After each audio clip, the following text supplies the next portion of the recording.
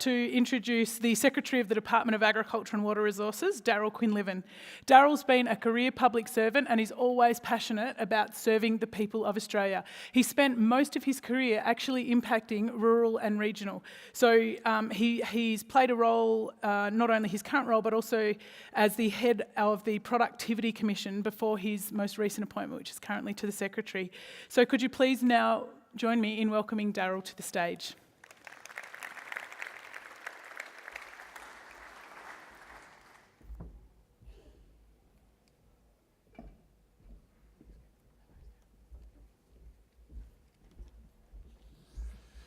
Thank you, Catherine. I'd also like to acknowledge the Ngunnawal people, the traditional custodians of the land we're meeting on today. This year's theme, Diversify, and I'm sure lots of people are going to say this over the course of the next few days, is an important one. And if you're looking for one of the reasons why Australia generally, and agriculture in particular, has done pretty well, despite the international headwinds over the last decade or so, increasing diversity in all its various aspects is clearly one of the reasons for that. I'm going to talk a little bit about some of those things. It's always important to remember, we forget this sometimes down here in Australia, but it's important to remember that we're a small market and we're also a small producer of food. And that's a good thing because it means that there's a lot of scope for growth and expansion without flooding markets and depressing prices. So it does mean that if we get things right, we've got a lot of scope for growth. A lot of other large food producers don't have that luxury. However, to do that, to substantially increase our production, we face some really big challenges. And some of them involve the kind of problems that Australia hasn't been very good at in the past.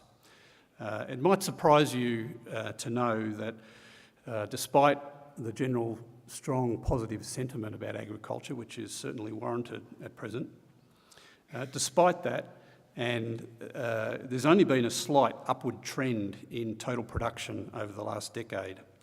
And production this year, 17-18, is almost the same as 13-14 and only marginally higher than 2007-8. In fact, if you take out the two outlying years, the low year in 2007-8 and the wet year in 2016, we've had pretty much no growth in production over the last decade. So the release of the NFF's Talking to 2030 roadmap is then a good chance to reflect on the issues behind that, think about what sort of change might be necessary to achieve a substantial increase in production and farm gate output.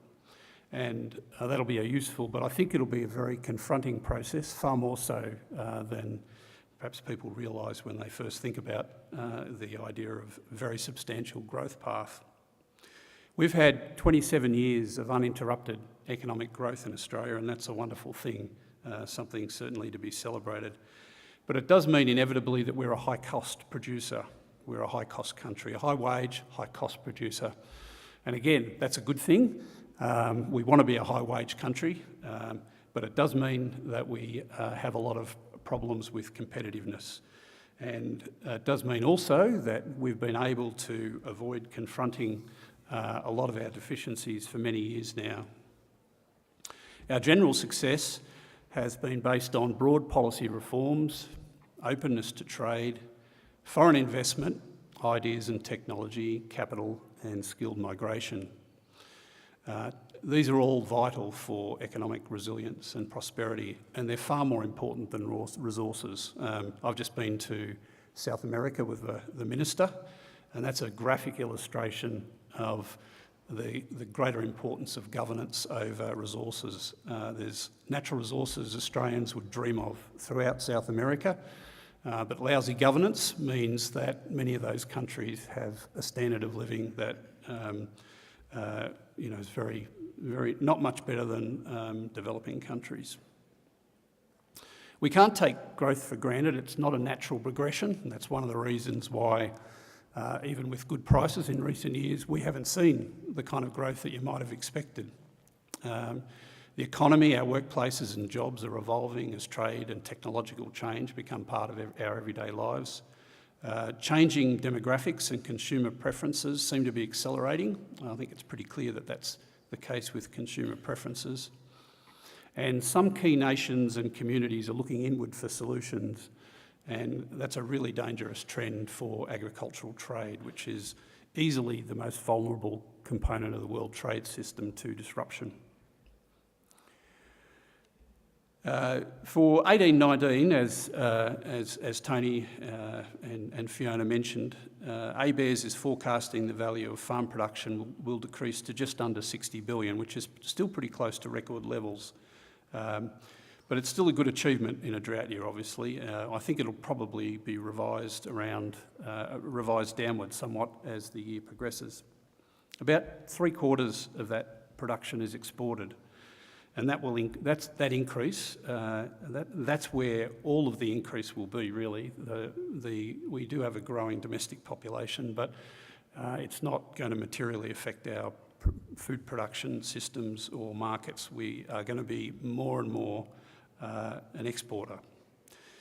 That's a major point of difference with the US, EU, and most large food producing countries, and that is a really important difference when we sit down for trade negotiations, because we're always looking outwards, and most of those big market countries are fundamentally looking inwards, so their interests are completely different to ours. Many of our smaller sectors also have a domestic focus, but inevitably as they grow, they begin to look outwards, and we're seeing that with quite a few horticulture sectors now, which have effectively saturated the domestic market, and all of their growth is going to be offshore. So that's a really big change in mindset, and I think most of the industry has made that change over the last decade. I really noticed it being away from agriculture for 10 years, how significant that change was. And one of the things it implies is a ready acceptance of imports. And I just note in passing that the import of Japanese beef that commenced recently attracted very little attention other than from enthusiastic buyers. 10 years ago, that would have been a source of significant outrage in the beef industry. That's a welcome change. We do have a long way to go, however, with many of the systems and processes that are necessary to support long-term successful exports. It's clear that the operating environment for exporters is deteriorating, even as the market for those premium products grows in an unprecedented way. Governments, both federal and state, have a lot of work to do, as do producers and exporters. Some examples of areas we need to, I think, make very substantial changes include efficient certification, quality assurance, effective integrity and tracing systems. They're the kind of things, just for starters, but they're fundamental problems in those areas are quickly evident to our customers, and they will act on them. We've had some obvious examples of that just in the last 12 months. I'm not going to go into any specific details, but some of you will be very familiar with specific examples. One general observation, though, is that we're regularly astonished at how unprepared some Australian farms and plants are for the examination of visiting auditors. Even when there's plenty of notice and a reasonable knowledge of what a pass mark looks like, people continue not to prepare for those things, and they lose trade opportunities as a result. It's clear that political and economic uncertainty is the dominant international theme at present. There's pressure on bilateral economic relationships and on the institutions and norms that have underpinned global prosperity since the end of the Second World War. Australia is working with trading partners and in international forums to address technical market access issues to increase the uptake of more simple rules of trade. But this is an unforgiving attrition. There are no lasting solutions or wins, simply moving from one battleground to the next. That's fundamentally the job of my department in partnership with exporters. So that's all context. In summary, agriculture has been performing well, although it's been mostly price-driven, and that won't continue. Wherever there are good profits to be made, there's investment, and around the globe there are opportunities for, and there is investment happening, and there are opportunities for substantially increased production, far more so than we have here because of the constraints of our natural resource base. We as exporters are exposed to increasing risk. I think that's self-evident. We think a fair assessment at the moment is that we probably aren't working hard enough on that risk. We're reacting to it, we're not getting ahead of it. But it's pretty clear that if we can get right the long-term growth and the long-term growth and regional economic development it produces will be very well worth the effort. Now I'm just going to talk a little bit about the relevance of all that to diversity. We've seen a big increase in diversity in relation to markets, products and our workforce. We believe that we do need better plans for addressing the kind of risks I've been talking about. More markets in different parts of the globe affected by different forces. More products, primary, semi-processed and transformed. More types of labour, particularly in skilled categories. And I've just talked a little bit about the growing and evident difficulties with the rules-based order, as we call it. But it's clear that we're going to need more use of people-to-people and firm-to-firm relationships to deal with deficiencies in the formal rules-based order. And in that regard, we'll need to make much better use, and we are, it's growing, of our growing assets in the Indian and Chinese diaspora. So that's very clearly the case with China, and I think it's going to be increasingly the case with India, because India is a very hard place to do business. It's very hard to negotiate things on a government-to-government level, and our growing Indian population here in Australia is going to be a major asset for us there. One final point on diversity. We will have a greater range and number of competitors, and they're coming after us and our markets. People should be no doubt about that whatsoever. I've said that our overall assessment is that on most of these fronts we're going just okay. We can't assume recent good prices will continue. In fact, our working assumption should be that they won't, even though I think in a few sectors there's a good chance of continuing high prices for quite a long time. It's also important to accept that the future for agriculture is not more of the same. And if you think for a few moments about the growth pathway to 100 billion, it's very obvious that there'll be winners as well as losers. In a no material change scenario, some sectors will contract quite materially and others will grow. In the stretch policy world of 100 billion by 2030, this change will probably be quite dramatic, most obviously as water, capital and other resources move into horticulture from the historically larger sectors. Some of these larger sectors will be transformed, some will shrink substantially, as will regional land use in some cases. A lot of new capital will be required, but it's unlikely that our natural resource base will improve over the period to 2030. In fact, there's, I think, reason to believe that it'll deteriorate.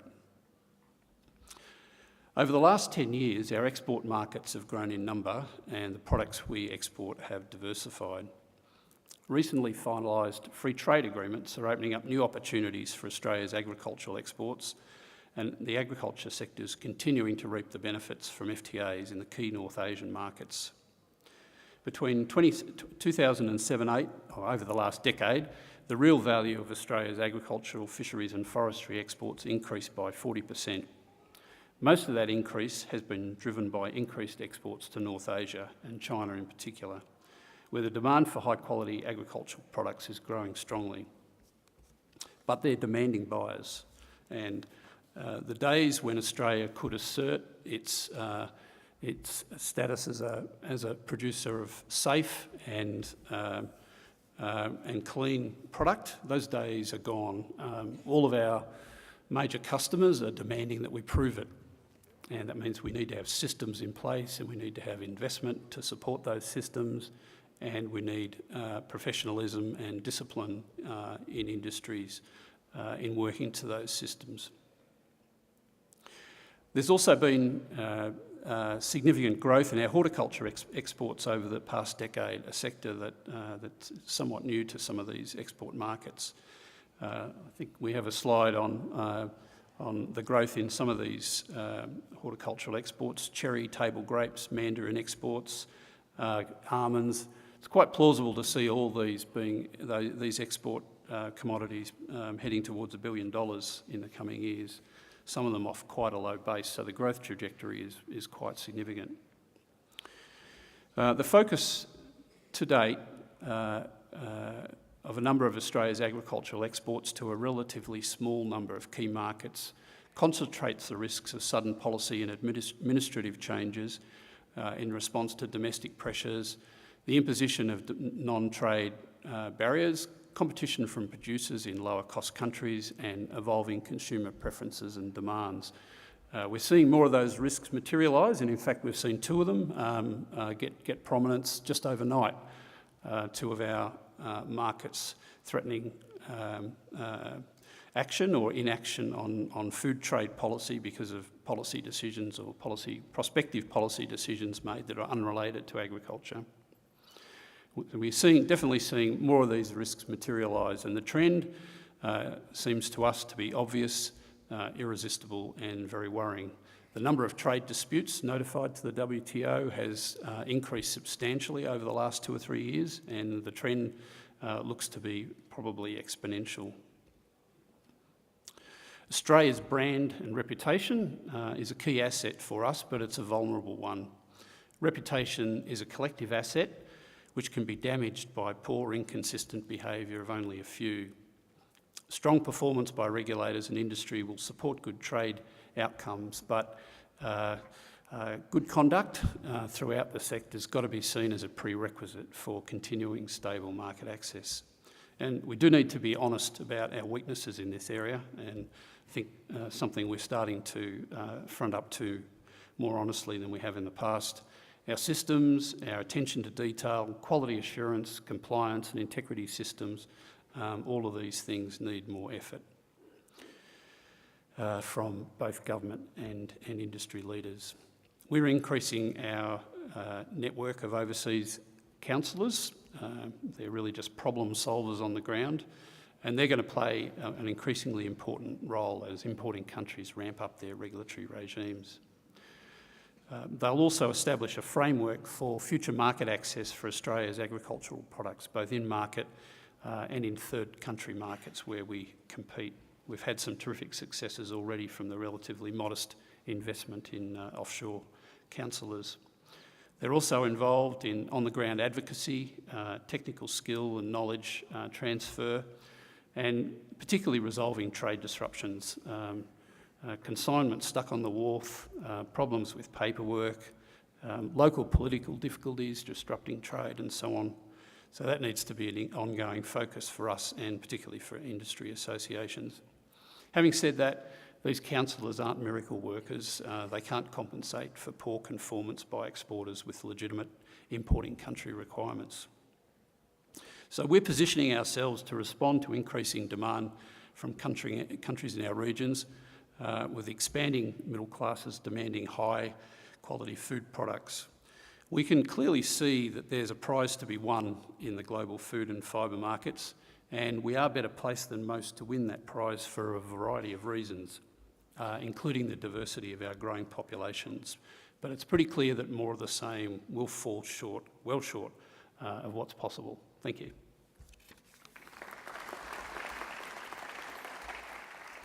Thanks, Daryl.